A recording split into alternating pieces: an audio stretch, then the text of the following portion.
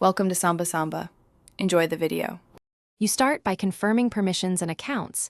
You need a GitHub account and a repo with at least one commit. Once done, open Google Colab and sign in with the Google account you'll use.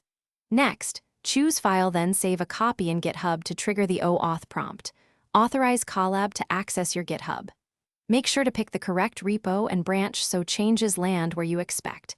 This avoids merge surprises later. Now you'll work inside the Colab runtime. Open a code cell and set git config user. Name and user. Email. Clone or operate in the repo directory, then git add and git commit with a clear message. When pushing, Colab may ask for username and a personal access token. Use a token with repo scopes and treat it like a password. Once you push, make sure to git pull first next time to avoid conflicts. If you see a conflict, resolve locally, then commit and push again. Finish by verifying the pushed files appear on GitHub and inspecting the commit history to confirm correct author and message.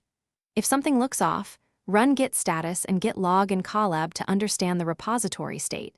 These commands tell you what's staged or unpushed. One key troubleshooting tip: if authentication fails or you get permission denied, revoke and recreate a personal access token, then reauthorize Colab. This usually fixes stale OAuth or token scope issues quickly. Thanks for watching. Consider subscribing if we helped you.